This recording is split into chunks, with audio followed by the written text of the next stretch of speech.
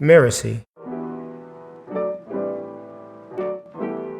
Well, I think the obviously like family and companionship and all of those things. That's not obvious. That's not, no. It's not obvious. That's not obvious.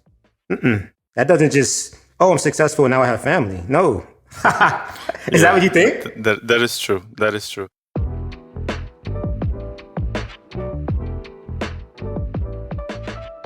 I'm Esco Wilson, and this is the Self-Awakened Lifestyle. I'm a lifestyle designer and performance coach. I've helped hundreds of professionals learn how to tap into the power of their innate potential and thrive on a whole new level. I've seen lives change. I've seen my own life change. And I want to help more people. That's what this podcast is all about, bringing my own experiences together with scientific principles and holistic practices to help listeners enhance their personal and professional performance.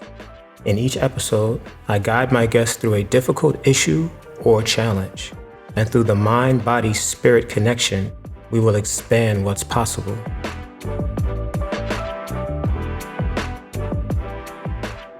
My guest today is Aleks V.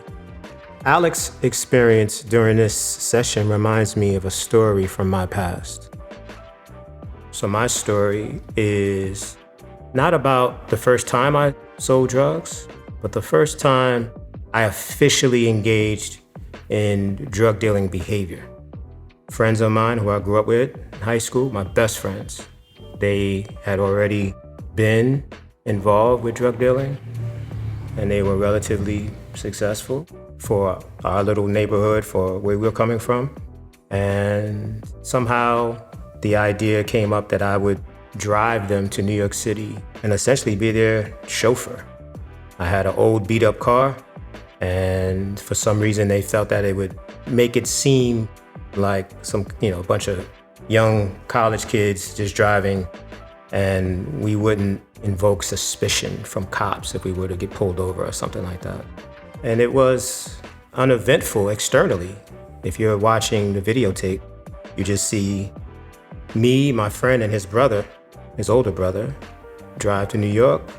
I park, they go handle their business, they come back, and we drive back. But internally, if you had a map of the autonomic nervous system, if you had a map of my pulmonary system, of how much energy I was using at the moment during that ride, it would tell a completely different story than a simple drive. Something happened internally that transformed my life. Something that I wasn't prepared for. Something that I could not foresee. And instead of making decisions on top of that fear and that anxiety and decisions that are more in alignment with my core values of trying to be successful, yes, but doing in a way that's sustainable and do it in a way that I can share with my family, my mother and my father, I created a different narrative on top of the roller coaster ride experience that was happening inside of me when I hopped into that car and became a chauffeur and introduced myself to drug dealing.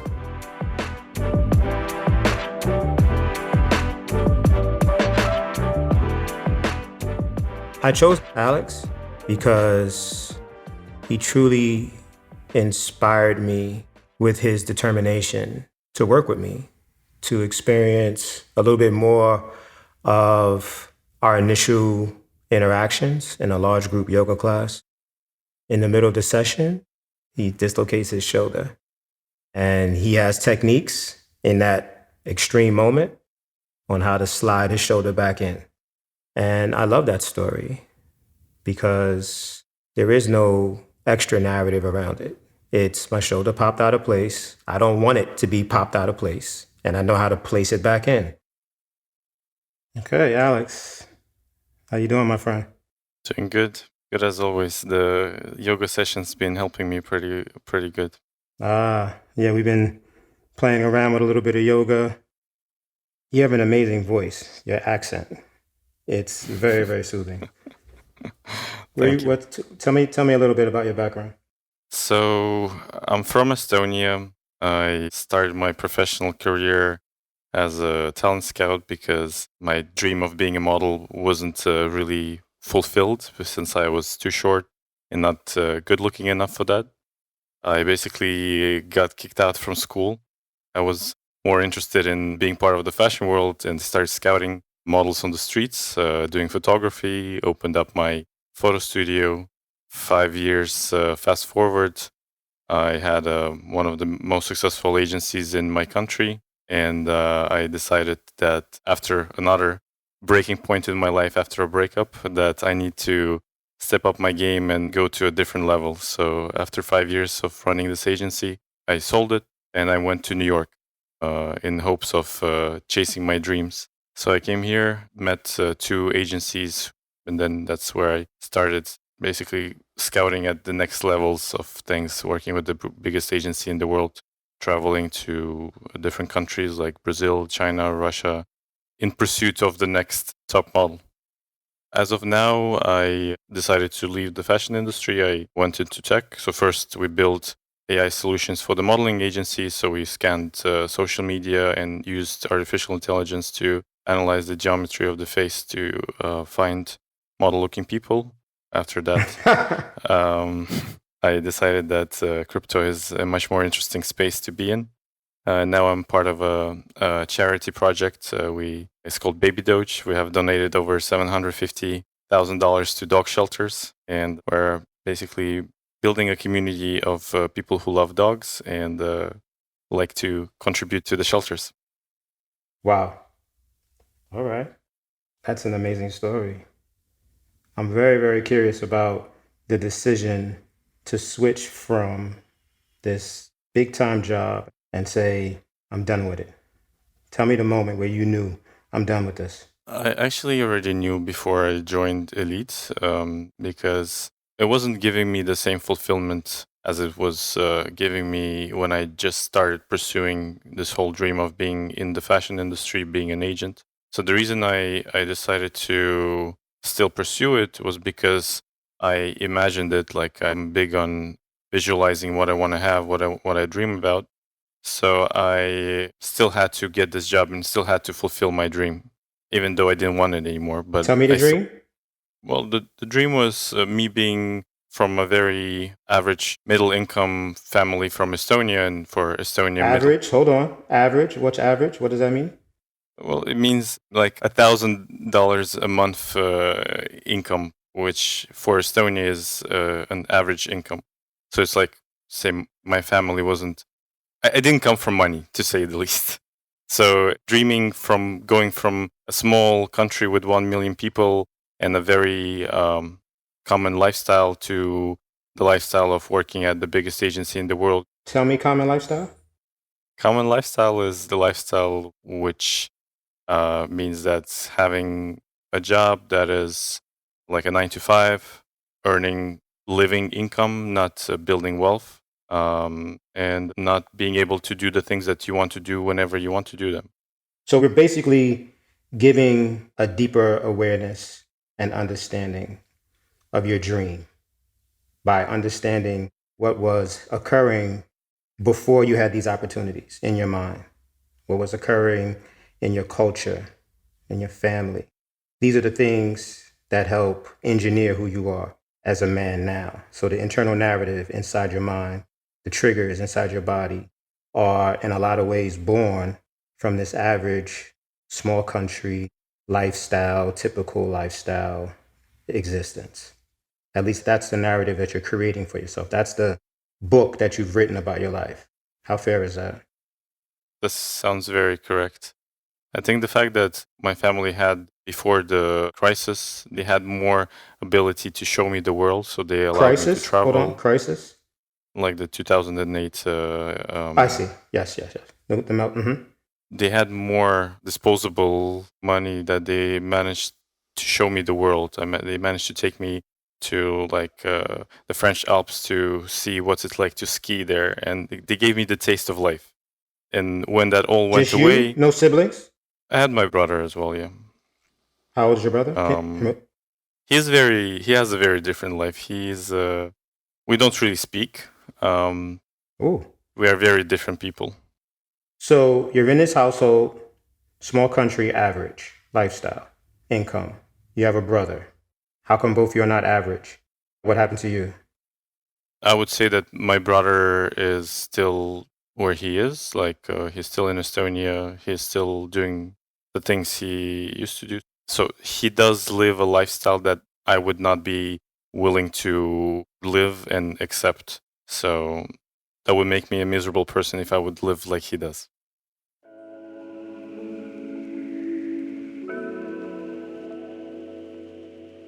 Where we are designed from, we have our culture, we have our society, we have our nuclear family, the home we were raised in, the bedroom we slept in. I'm inferring Aleks and his brother growing up together have many, many primal moments together where things got triggered, where emotions were very explosive and their bodies reacted in a certain way. It's what the body chose to do during that moment. And we want to recognize that that moment is now ingrained in us. So Aleks and his brother growing up together, they're linked with one another. And I'm hearing they don't really correspond as much. I think that's very, very impactful. And I want him and I want you to think about what are those primal moments growing up that had a very large impact on my life? What was happening in my body when I started to create the future patterns that make me who I am today? Upon reflection, where might Aleks begin to recognize that his ability to find homeostasis in those moments with his brother has a lot to do with who he is today? So not just some negative narratives that he chooses to associate with. How can we begin to explore those moments where he really, really got developed and really found his ability for self-mastery at a very young age, his ability to explore homeostasis when emotions were primal and triggered? I believe what I was hearing in Aleks is a mindset that was limited. Okay, this is what I'm hearing, that the way my brother has accepted to live or even cherishes the way he lives, I've decided that it doesn't work for me. Okay, so that's a very impactful type of energy. It does have an impact with our nucleus, where we were designed from. So we're definitely moving away from where we're coming from. I think a lot of this had an impact of me reading a book when I was really young about manifestation and how whatever you desire, you can achieve. And ever since reading that book, this became my reality. I was able to dream things. When did you read this book? I think I was like probably 15 or 14. Wow. Really, really young. And it had profound impact on me. I started visualizing, I started thinking about things, and out of the blue, they just started becoming reality. And it feels like some kind of magic, but I can rationalize it. I gotta hear an example. I want to see the 15-year-old boy creating magic. So it started with very basic things. Like I was thinking, okay, what can I do to get the most beautiful girls and be wanted by girls? So then I visualized it. Okay, I need to learn those things. I need to learn how to dress well. I need to learn how to do massages. I need to learn how to speak. So I signed up for a massage course. I learned Swedish classical massage, which in the future was so much benefit for me because it helped me when I was starting my photo studio. So I was working as a masseuse to pay for my studio and support myself. So this is me advocating for your homeland, okay? So at 15, 16, 17, yes, you have a dream which might be average, but yet and still you manifest it. It wasn't like, oh, I come from money. Daddy, mommy, give me money so I can start my dream. It was no, let me pick up a book on manifestation. Let me actualize the information from this book at 15, 16. Let me start to see a step-by-step progression to build the life that I want. And that's not coming from a person with money. That's coming from you 1 million people in your country, average family. So that's just me defending your brother and your mother and your father. I love them very much. And I mean, it's not even defending. I think that if they gave me everything, I wouldn't be who I am. So I think a lot of it is affected by the circumstances that I was given. I got the taste of life, then it was taken away from me. I learned about the power of being able to achieve whatever you want to achieve if you put the energy and the time and the thought to it. And that led me to getting absolutely everything that I wanted so far in life. And now starting to put new goals into place and moving to next things. I love it. Okay. So getting a nice feel for who I'm talking to, the creature that you are, is very fascinating. I must say, I'm somewhat blown away by what I'm hearing. You know, a lot of us have a story. And how many languages you speak? 3 languages. I mean, you know, somebody who can speak multiple languages, has been around the world, very independent, thinks from his own frame of thought. He creates his own path. He designs his own structures. So you're 29. What are you building now for your life as you move forward? That's something that I was in the process of figuring out.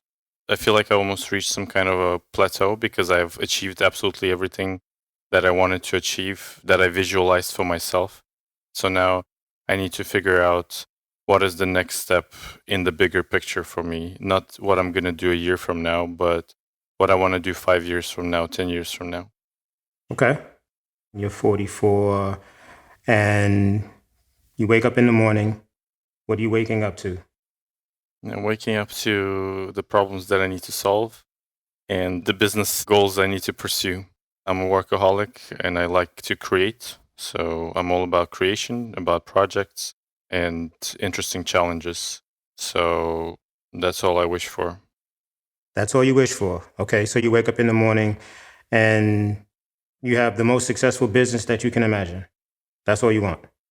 Well, I think obviously like family and companionship and all of those That's not things. obvious. That's not, no. It's not obvious. That's not obvious. That doesn't just, oh, I'm successful, now I have family. No. Is that what you think? Yeah, that is true. That is true. Actually, that's probably one of the reasons I'm probably better at work than relationships. Ooh, hold up. What? Okay, hold on. Let's take a step back. All right. So, did you hear what you just said? Yes, I did. Say it in Russian first. У меня работа получается лучше, чем отношения. What's the second language?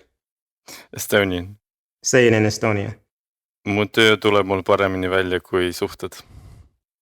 What'd you say? My work happens better than my relationships. Okay. Let's talk about that. When I was in the fashion industry, I used to be always surrounded by people. So obviously you meet people in the fashion world, you date people in the fashion world. I like to combine my relationship with my work, and then this sometimes can hurt. There are other things that I feel should be improved in terms of like how I communicate, the things that I want. So you're better at work. You're stuck in your relationships. What's going on? What's stopping you? What's stopping me, I think that I may not be... I'm very demanding towards people, and that could be frustrating to people. And I expect a lot, I give a lot. And a lot of people are not willing to give as much as you are, and you shouldn't expect as much as you give. I mean, there are a lot of things. It's very complicated to just like say it in a few sentences. What kind of relationship do you want? I want a life partner who is married at the moment. Do you want to be married? Oh, I want to be married because you want children? Probably in the future, yes. Do you want children? I think in the future, yes. But I don't imagine myself having kids right now. You might lose too much independence? Exactly, yeah. Like I want to be able to jump on a plane tomorrow and fly to Antarctica if I want to. And I don't want anyone to tell me that I can't or put any kind of boundaries.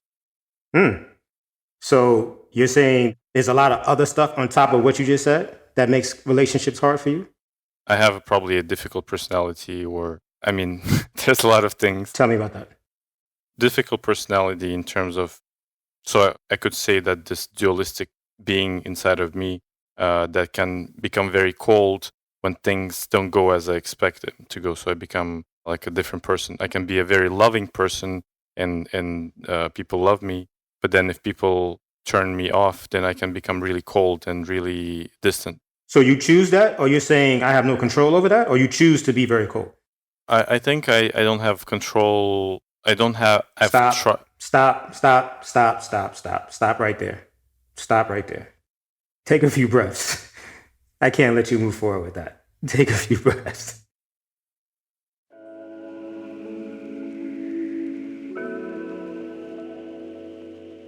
So, in this moment, Aleks is talking as if he's a puppet who's overwhelmed by emotions.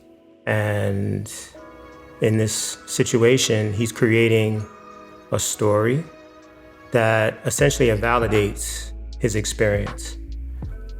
I'm overwhelmed by emotions, and because of the way that I am, this coldness takes over me. I'm asking Aleks in this moment to really think about what is happening when we experience emotional overload. I want him to think about what's concrete and what's tangible.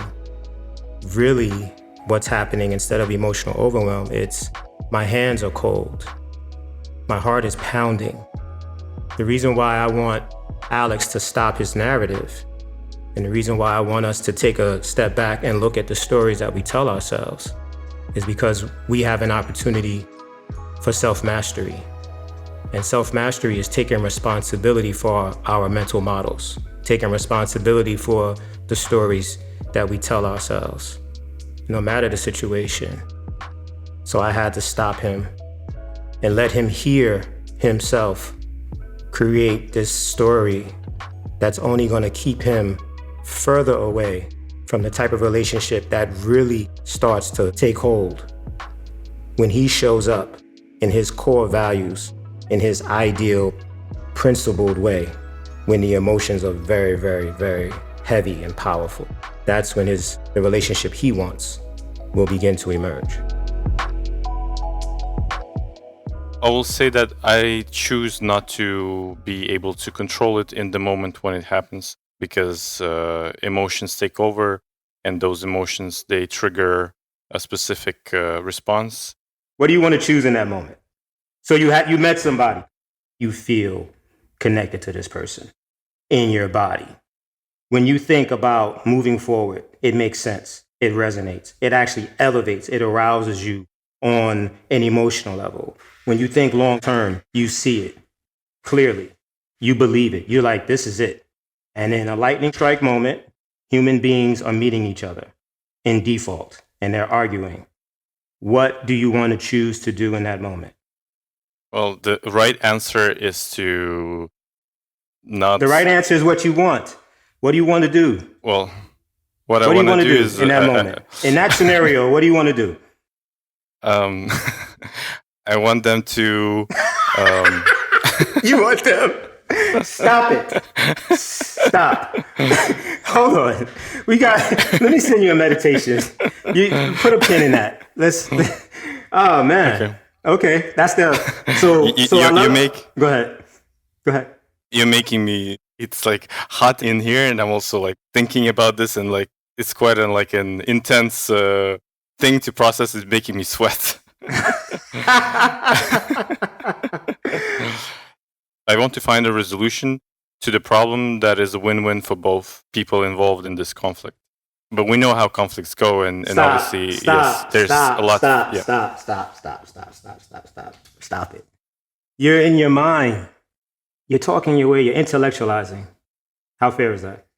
I don't know. I feel like right now I'm in autopilot mode. I got you revved up because you got to defend yourself, and it's hard to defend yourself in this situation. And if I'm wrong, great. You already have your defenses up so you can debate. I love it. Debate. So feel free to debate. I'm actually seeing why I can't have a long relationship the way I want. In that moment, I choose to stay defensive. I could be responsive. I'm a master of my situation. I manifest what I want. And I choose. If it's not going to be easy, I bow out. So you manifest the ability to escape. If it's not going to be smooth in the way I want every time, I'm bouncing. I got other big plans. I'm going to another country. I'm going to another career. I'm out. If it's not going to be smooth and euphoric and blissful, and that's what I'm hearing. That's exactly right. Okay. So yeah, it's good that you're sweating. I love it. It's good that you are triggered. No, it's perfect because this is arousal. This is hyper arousal. And we want that. That's your defensive side. It's very protective. It's doing its job. It's supposed to pick your guns up. It's supposed to get your defenses up.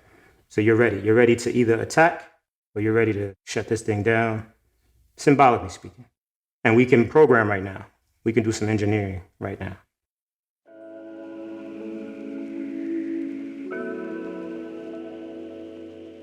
So Alec revealed that he couldn't think. He was having an overwhelming primal experience.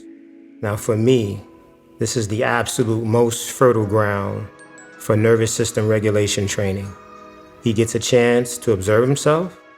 He's exploring the potential of his primal energies when guided by core beliefs and values. Without that explosive, reactionary moment where he begins to freeze, the deep transformative work that I like to see Aleks engage in, that I like to see all of us engage in, the reprogramming of our triggers, the ability to harmonize our nervous system, that deep work doesn't happen. So anytime when working with Aleks or any of my clients, I want them to say, boom, here we are. We're at the fork in the road. Now let's pause and let's find homeostasis. Here's how. Scan your body, identify your breath, and allow yourself to see your skills, your nervous system skills. Notice how you change the internal story first in your body, the somatic experience, so that it provides a comfortable, rich, fertile ground for a homogeneous mind, for intuitive thinking, where you can feel your body processing your narrative. If you're stuck in a defensive mode, it's very challenging to process a more complete story. As he slows down and his thoughts become more complete, and he can start to create the visualizations, he can start to create his meaning, he starts to develop his mental model so he can predict what he would do moving forward as he builds the relationship that he really wants. Notice your heartbeat. Notice your nervous system. So the body is alert, hypervigilant. It's reactive. It's awake. Instead of becoming defensive and recoiling into default, into primal, focus on the inhalation and watch heat cool down, watch tension release. The word, expanding. That's the inhalation, expanding. The word, consciousness on the exhalation. I'll share my experience. So my inhale sounds like expanding.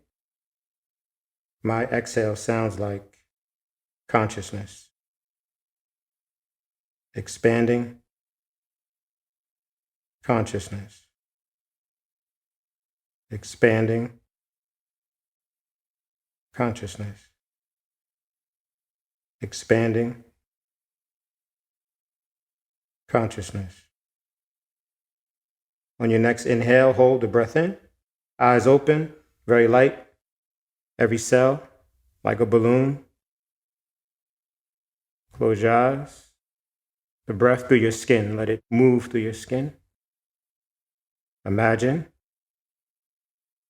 disagreement, heated exchange. Notice your internal reactions in this moment of heated exchange. Watch from a distance who you are being.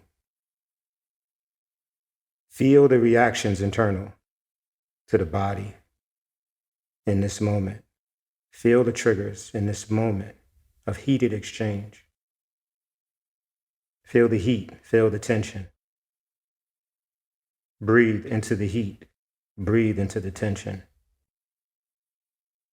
Notice reaction, shift into a response. Think about your values. Feel what resonates. Who do you want to be? Notice who you're being in this moment. Notice the breath cadence. Notice any thoughts.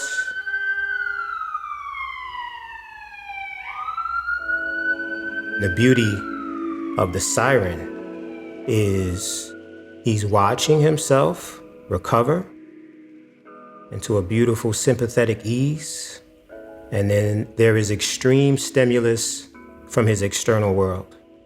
It's a beautiful opportunity to train for self-mastery. He wants self-mastery. He'll accept peace and equanimity, but are we really engaged in self-mastery? So critical question, can he remain in a dreamlike state while the siren stimulates his external reality? If he can, he just might experience spontaneous meditation, where the brain shifts from a low beta, high alpha state and sparks into a gamma state. And a lot of high performers know that as being in the zone. And in the zone, this is where his self-mastery abilities begin to transcend all that he has ever been. Absorb the sound into the body.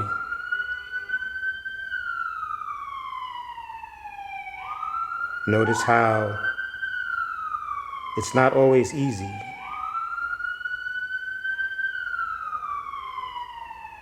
Manifest resiliency to stay responsive, mature, elevated. Expand consciousness, even when it's challenging. Notice any difficulties strengthening you, any obstacles. You become more wise as you overcome these obstacles. Notice. Notice the opportunity to elevate yourself in these challenging moments. You're 44 and you're just waking up in the morning. It's silent. What life are you waking up to? It's a beautiful New York high-rise building apartment, high floor, glass window, lots of light, white. The bed sheets are light color, so it's kind of, the light shines in. I have a beautiful person next to me who is before whom I wake up and feel happy waking up next to, and get the emotional charge and feeling of purpose for going out and doing the things that I'm doing work-wise to create a beautiful life for myself, us, and our family. The business that I work in is most likely something remote, not an actual office, just a nice office where I work by myself or with one or two people. That's what I visualize right now. Alec, my brother, that was that's a true blessing for me, man. I have to do some deep study to discover the words to share how I feel right now. Sharing this moment with you, I really, really, really appreciate it. I think this is a beautiful place to land the plane. This was an amazing experience. I cherish you. I honor you, my brother. And I got you on tape. So we got to execute all these visions. For sure. All right, my friend. For sure. Thank you so much for this journey.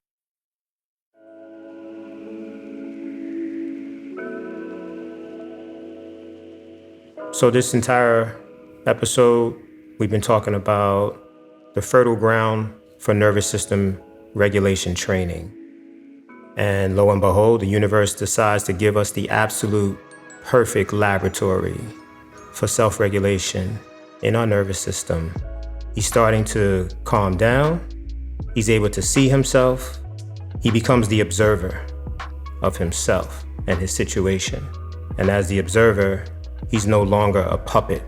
He's the puppet master who can embody his experience while watching himself, watching the external environment scream with this siren, but experience continuous peace and equanimity. The more time he spends as the observer of himself, as the person who can remain a witness during distractions, during complexity, during heated exchange, there's a beautiful moment of spontaneous meditation that's available for him. And in this moment of spontaneous meditation, he truly becomes the observer of himself, the embodied witness of self, creating his life in the moment. And that's transcending self-mastery. That's something that goes beyond practices and techniques and willpower and discipline.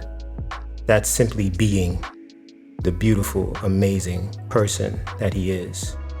And we all have that chance. We all have that opportunity. So maybe we should all practice meditations with a siren and see what happens. Beautiful training ground.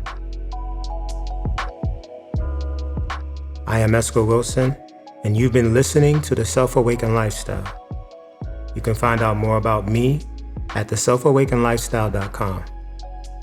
I'd like to thank Aleks V for coming to the show today.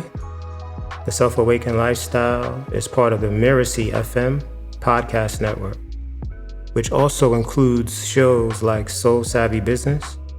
This episode was produced by Cynthia Lamb. Melissa Deal assembled the episode. Danny Eni is our executive producer, and post-production was by Post Office Sound.